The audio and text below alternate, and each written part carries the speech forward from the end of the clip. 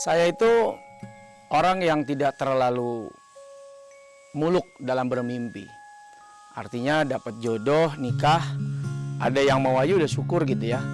Karena ngelihat bahwa saya tuh harus sadar diri gitu bahwa saya seorang santri, lulus pesantren juga pesantren tradisional modern. Jadi kekuatan apa yang bisa membuat orang jatuh cinta kepada saya? Kalau mau bicara dari materi misalnya, atau bicara dari status sosial misalnya. Rumah aja cuma 3 kali 4 meter. Jadi waktu itu tuh ekspektasi saya, nggak tahu tuh bener apa salah saya ngomong ekspektasi saya, ya itu dapat jodoh aja udah seneng banget gitu ya. Bisa nyenengin orang tua dan bisa berumah tangga kayak orang-orang. Tapi kemudian dengan izin Allah saya dapat jodoh, tapi nggak lama selesai.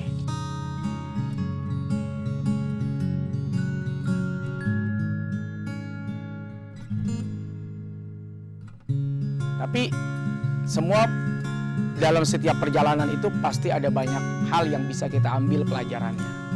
Sampai akhirnya orang tua saya tuh minta supaya saya cepet-cepet nikah. Tapi saya waktu itu bilang, kalau kemarin saya nikah, saya kepengen berkhidmat kepada ayah dan emak. Tapi hari ini kasih saya waktu untuk berkhidmat lebih fokus untuk ayah dan emak. Jadi saya tunda dulu soal pernikahan karena waktu itu untuk menikahkan saya saja orang tua harus berhutang puluhan juta ke koperasi saat itu dan hutangnya belum lunas, pernikahannya udah selesai. Apa nggak sedih tuh? Orang kalau ngutang biasa aja kan, ya nggak. Kalau motornya udah nggak ada, ya udah hutangnya selesai. Ini bininya udah nggak ada, tapi hutangnya masih jalan gitu kan. Nah, jadi saya waktu itu bilang sama orang tua saya, dah saya mau fokus dulu ngurusin orang tua.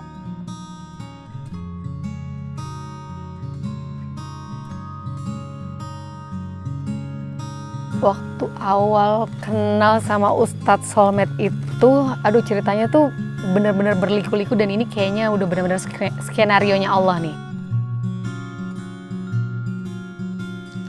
Dengan izin Allah, kurang lebih 5 atau 6 tahun setelah pernikahan saya yang pertama, itu pun di luar dugaan saya gitu. Saya main sinetron.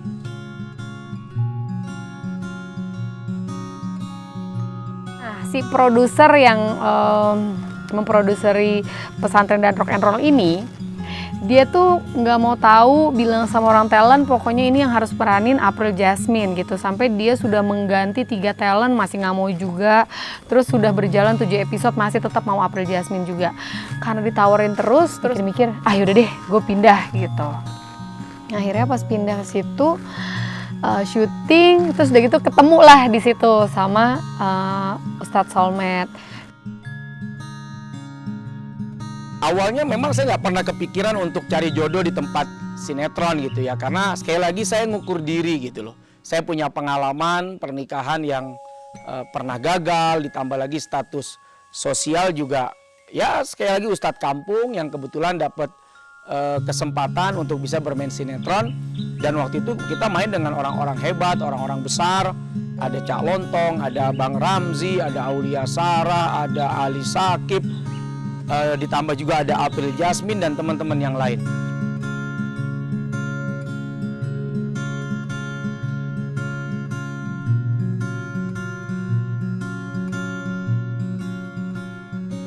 Nah waktu itu tuh rasanya sih agak takut ya ngedenger kata Ustadz. Yang lain tuh teman-teman biasanya kalau ketemu sama Ustadz Ustadz gitu ya, terus apa kabar Ustadz gitu. Tapi Mami nih karena ngeri banget ya sama Ustadz, jadi pas ketemu langsung pura-pura nggak lihat gitu, langsung make up. Waktu di lokasi syuting saya nggak berani sama sekali. Negor April juga nggak berani karena waktu itu memang April tuh orangnya boleh dibilang protektif, nggak mau banget, ya eksklusif gitu. nggak mau banget ketemu saya seperti teman-teman yang lain gitu.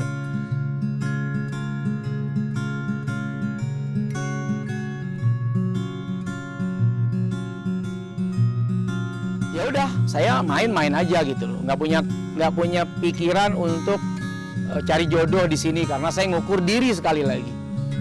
Tapi kalau kata orang Jawa, weteng kulino, weteng tresno. Tolong dibenerin ya, maaf nih saya kurang paham. Nah, pokoknya sering ketemu, akhirnya jatuh cinta.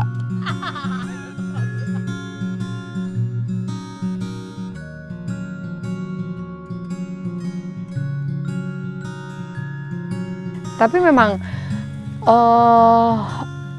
dengan berjalan kayak gitu tuh ya banyak teman-teman yang cerita juga, Ustadz Somad itu orangnya baik loh. Waktu itu Ustadz sempat ke Turki, terus mereka semua dibeliin oleh-oleh, semua satu lokasi, dari mulai tukang make up sampai dengan teman-teman artis, terus sutradara, semuanya dibeliin oleh-oleh, cuma Mami doang yang nggak dapet.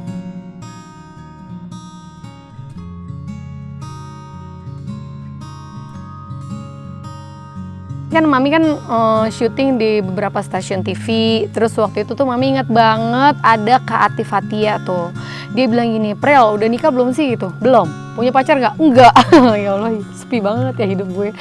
Terus Kak Atif tuh bilang gini, April mau nggak aku jodohin sama Ustadz, pokoknya ini Ustadznya keren banget, ganteng gitu, kamu pasti suka nih. Terus Mami cuma waktu itu bilang gini, ya Kak, boleh nggak jangan ustadz-ustadz gitu, yang pengusaha aja, apaan kek gitu. Tapi gue nggak berani sama ustadz gitu ya. Terus akhirnya Kak Ati gini, ya dia belum ngeliat sih gitu. Dia tuh satu sinetron loh, sama lo satu sinetron gitu. Jadi sampai saya berpikir anak ini sombong sekali gitu, anak ini kok beda dari anak-anak teman-teman yang lain gitu loh, sekelas misalnya Bang Ramzi, Cak Lontong aja tuh kalau udah ngumpul ya seru-seruan. Kalau April tuh kalau ada saya dia nggak mau. Sampai akhirnya saya berpikir ini orang kok sombong banget gitu ya. Nah, karena kesombongan dia itu yang saya pikir akhirnya membuat saya tuh jadi pesaranan. Penasaran. Oh, penasaran. Iya.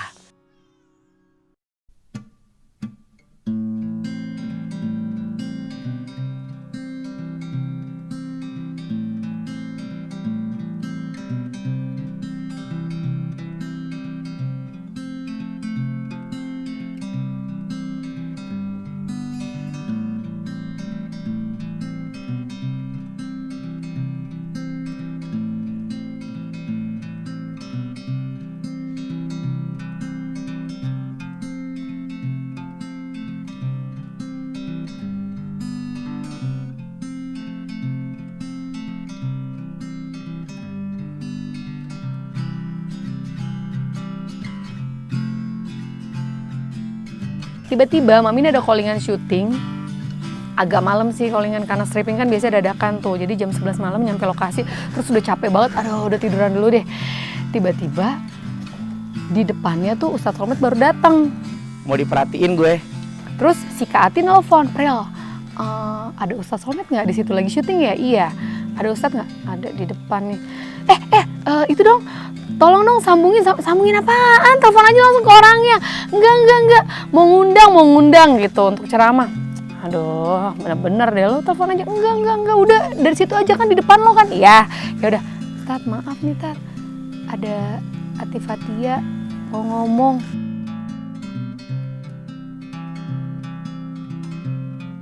Ya satu sih itu ya yang paling kental untuk menjodohkan tuh Kak Atif Fathia yang tanpa menyerah. Ayo dong gitu.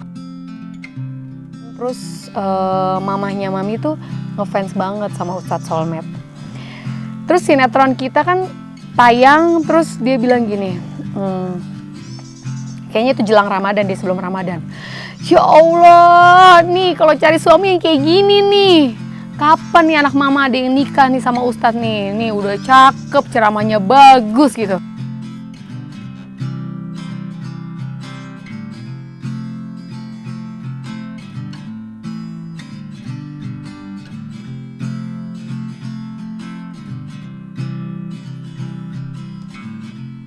Itu kan teman-teman masih ada belum ada WA ya, tapi masih di BB waktu itu. Dah saling nyapa segala macem, sampai akhirnya ada waktu itu kontaknya April. Tiba-tiba Ustadz langsung japri tuh. April nggak kemana-mana? Enggak gitu, saya kan orang Betawi. Oh Betawi, berarti nggak ada kampung dong? Iya. Punya ketupat ya kalau orang Betawi? Ya punya lah. Nah gimana kalau saya mampir ke rumah? Enggak. Enggak, saya rame-rame kok sama teman-teman. Aduh gimana ya, nggak apa-apa deh. Nah saya agak sedikit maksa karena saya lapar juga kan. Tapi mikir-mikir ya, si mama kan ngefans banget. Lumayan kan nih buat hadiah ke orang tua gitu. Terus akhirnya ya udah boleh deh. Dalam hati nih sekalian kerjain nih, rumah gue kan susah nyarinya biar dia kesasar-sasar dulu. Terus nanti handphonenya nggak gue angkat-angkat, kan lumayan tuh ya, sejam 2 jam dia muter-muter daerah situ. Nih alamatnya. Nah waktu itu gue dikasih alamat sama April, alamat yang, waduh, ini alamat lumayan agak susah nih. Tapi pas gue inget-inget, dulu kayaknya seingat gue belum ada Google Maps deh, seingat gue, tapi lupa gitu. Tapi karena waktu itu gue pernah ceramah di daerah situ, akhirnya gue tanya. Nah ternyata ketemu deh tuh rumahnya April Jasmine yang pemain sinetron. Ya salah, mesti ada pemain sinetronnya. Tiba-tiba ada bunyi klakson, tin. Hah? Siapa ya? Pas buka pintu, Alhamdulillah nih, keluar perempuan, Masya Allah. Nggak taunya emaknya. Alhamdulillah disambut sama emaknya. Ya, sama mertua saya sekarang kan. Wah, emaknya udah dandan cakep. Wih, rapi nih. Wah, pasti nih anaknya lebih cantik lagi dandanan. kata mama gini, apa-apaan ada Ustadz pakai baju kayak begitu? Baju tidur lagi, ganti baju. Pakaiannya biasa aja, bajunya kaos biasa aja. Ganti baju. Ya udah saya ngobrol, dan saya lebih banyak ngobrol waktu itu dengan emak gitu ya, dengan emaknya gitu ya, dengan mama. Main mama-mama aja lagi deh, pede banget. Mah, April kan belum nikah ya, Mah? Iya, memang belum dapet jodoh dia nih, suka galak dia. Berarti saya kesini mau Akrab. Sampai akhirnya dari situ berlanjut kepada pesan-pesan BB dengan nasihat. Nah, tapi habis Ustadz ngomong ternyata kepikiran juga sih. Iya ya, selama ini kayaknya hidup gini-gini aja, terus hampa banget, syuting pulang tidur, main sama temen kalau ada waktu, gitu aja yang dicari uang aja. Kenapa hampa banget ya? Butuh apa ya? Dan ternyata Mami terpikir untuk pakai hijab di saat itu. Pakai hijab gitu.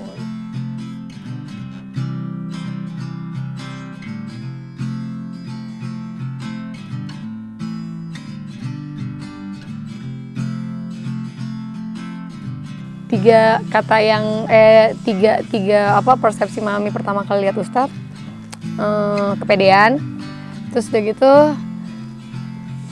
SKSD, terus udah gitu sok tahu tapi untuk kebaikan sih.